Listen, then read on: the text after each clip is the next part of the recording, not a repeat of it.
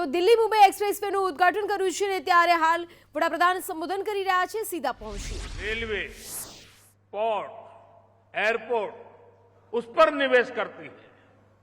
जब सरकार optical fibre बिछाती है, डिजिटल कनेक्टिविटी बढ़ती है, जब सरकार गरीबों के करोड़ों घर बनाती है, मेडिकल कॉलेज बनवाती है, सामान्य मानवी से लेकर व्यापार कारोबार करने वालों तक, छोटी दुकान लगाने वालों से लेकर बड़ी इंडस्ट्री तक सभी को बल मिलता है।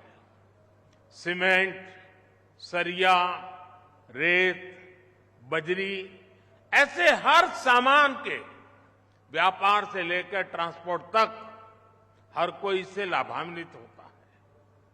इन उद्योगों में अनेक नए रोजगार बनते हैं।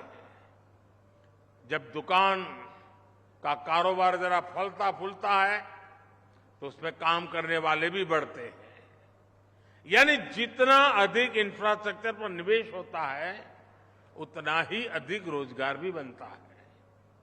दिल्ली मुंबई एक्सप्रेसवे के निर्माण के दौरान भी ऐसा अनेक लोगों को अवसर मिला है। साथियों, आधुनिक इंफ्रास्ट्रक्चर के निर्माण का एक और पक्ष भी है।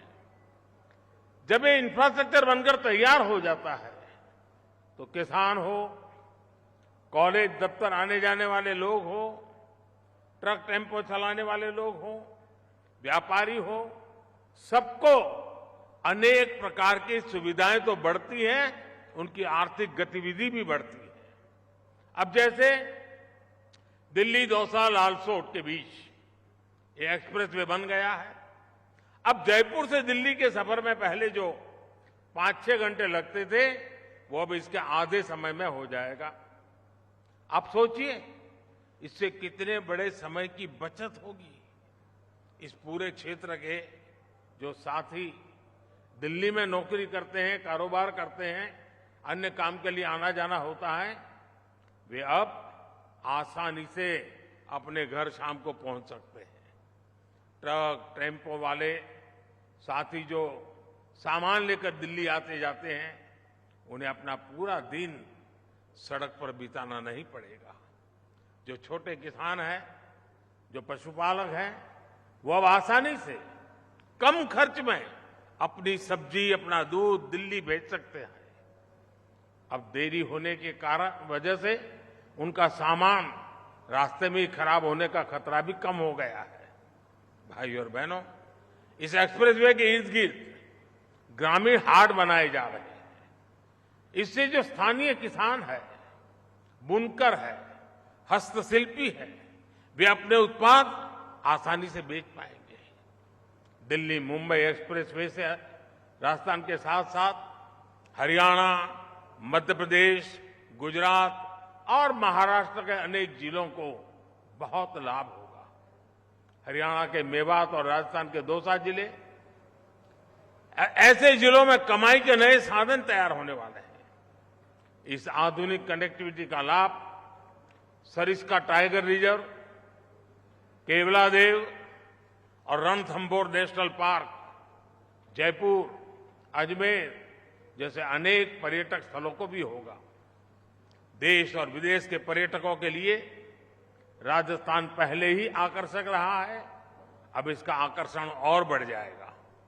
साथियों, इसके अलावा आज 3 और परियोजनाओं का शिलान्यास हुआ है। इनमें से एक परियोजना जयपुर को इस एक्सप्रेसवे से डायरेक्ट कनेक्टिविटी देगी। इसे जयपुर से दिल्ली तक का सफर सिर्फ 2.5-3 घंटे तक रह जाएगा। दूसरी परियोजना इस एक्सप्रेसवे को अलवर के पास अंबाला कोटपुतली कॉरिडोर से जोड़ेगी।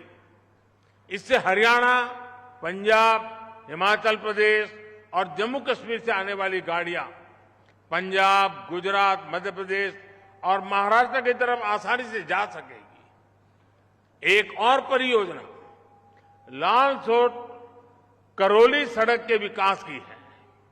ये सड़क भी इस क्षेत्र को न सिर्फ एक्सप्रेस वे से जोड़ेगी बल्कि क्षेत्र के लोगों का जीवन आसान बनाएगी।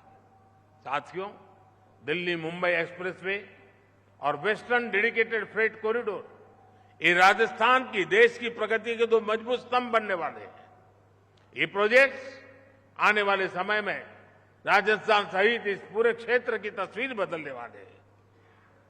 इन दोनों प्रोजेक्ट से दिल्ली मुंबई इंडस्ट्रियल कॉरिडोर को ताकत मिलेगी। ये रोड और फ्रेट कॉरिडोर हरियाणा और राजस्थान सहित पश्चिम भारत के अनेक राज्यों को बंदरगाहों से जोड़ेंगे। इससे लॉजिस्टिक्स से जुड़ेंगे, ट्रांसपोर्ट से जुड़े, भंडारण से जुड़े अनेक प्रकार के उद्योगों के लिए नई नई संभावनाएं अभी से ही बननी शुरू हो जाएगी। साथियों, मुझे खुशी है कि इस एक्सप्रेसवे को आज पीएम गति शक्ति नेशनल मास्टर प्लान से भी शक्ति मिल रही है। गति शक्ति मास्टर प्लान के तहत इस एक्सप्रेसवे में 5G नेटवर्क के लिए जरूरी ऑप्टिकल फाइबर बिछाने के लिए कॉरिडोर रखा गया है। बिजली के तारों और गैस पाइपलाइन के लिए भी जगह छोड़ी गई है। जो अतिरिक्त जमीन है उसका उपयोग सौर ऊर्जा के उत्पादन और वेयर हाउसिंग के लिए उपयोग किया जाएगा। ये सारे प्रयास भविष्य में करोड़ों रुपये बचाएंगे, देश का समय बचाएंगे। साथियों, सबका साथ सबका विकास राजस्थान और देश के विकास के लिए हमारा मंत्र है। इस मंत्र पर चलते हुए हम एक सक्षम, समर्थ और समृद्ध भारत बना रहे हैं। अभी मैं यहां तो बहुत ज्यादा लंबा नहीं समय लेता हूं, लेकिन अभी 15 मिनट के बाद मुझे पास में ही एक सार्वजनिक कार्यक्रम में बोलना है। बहुत बड़ी तादाद में राजस्थान के लोग वहां इंतजार कर रहे हैं, इसलिए मैं बाकी सारे विषय वहां जनता जनार्दन के सामने रखूंगा। एक बार फिर आप सभी को आधुनिक एक्सप्रेसवे की बहुत बहुत बधाई देता हूं। बहुत बहुत धन्यवाद। તો આ એક્સપ્રેસ વે પર પ્રથમ ઇલેક્ટ્રોનિક હાઈવે પર બનશે અને પ્રથમ ફેઝનું આજે ઉદ્ઘાટન કરવામાં આવ્યું છે। વડાપ્રધાન પણ ઉપસ્થિત રહ્યા છે। ચાલુ મુસાફરી વાહનોને ચાર્જ પણ કરી શકાશે। એક્સપ્રેસ વે ખૂબ જ ખાસ રહેવાનો છે। 3.5 કલાકમાં જયપુરની મુસાફરી હવે સરળતાથી કરી શકાશે। દિલ્હી મુંબઈ એક્સપ્રેસ વેના પહેલા ફેઝનું લોકાર્પણ કરી દેવામાં આવ્યું છે। પીએમએ એક્સપ્રેસ વેના પહેલા ફેઝનો ખુલ્લો મૂક્યો છે અને હવે દિલ્હીથી જયપુર માત્ર 3 કલાકમાં પહોંચાશે। તો દિલ્હી દૌસા લાઠોડ સુધીનો હાઈવે પણ તૈયાર છે।